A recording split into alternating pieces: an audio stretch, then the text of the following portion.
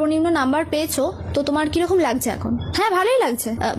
হ্যাঁ মানে ছোটবেলা থেকেই মা বাবার একটা ইচ্ছে ছিল যে আমাকেও একদিন টিভিতে দেখাবে। তো এমন একটা রেজাল্ট করেছি যে আমাকে টিভিতে দেখাচ্ছে আজকে। ভালোই লাগছে।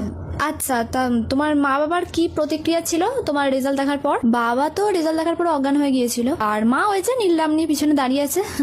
এই ইন্টারভিউটা শেষ হলেই আমাকে মেরে নীললামে পুড়ে দেবে বলেছে। আচ্ছা, তুমি যেই নাম্বারটা পেয়েছো পরীক্ষায়, আসলে কোনো নাম্বারই পাওনি, তুমি -1 পেয়েছো। তা এর জন্য তুমি কতক্ষণ পড়তে? না না, কোনো বাধা ধরার সময়সীমা ছিল না আমার, আসলে কোনো সময়ই ছিল না, কারণ আমি পড়তেই বসতাম না। আচ্ছা, তোমার এই রেজাল্টের পিছনে কার কার অবদান আছে? অবদান তো সবার আগে আমার বন্ধুদেরই, কারণ ওদের সাথে ছ্যাবলামো করেই তো আমার সারা বছরটা কেটেছে। আর তারপর ফোন তো আছেই, ফেসবুক, ইনস্টাগ্রাম, এদের অবদান অপরিসীম। আচ্ছা, এরপর তোমার কি প্ল্যান, মানে ভবিষ্যতে কি করার ইচ্ছা আছে? না না, আমার প্ল্যান কিছুই নেই, কিন্তু ওই রেজাল্ট দেখার পরে মা বাবা বলছে নয় চপের দোকান আর না হলে চায়ের দোকান খুলে দেবে।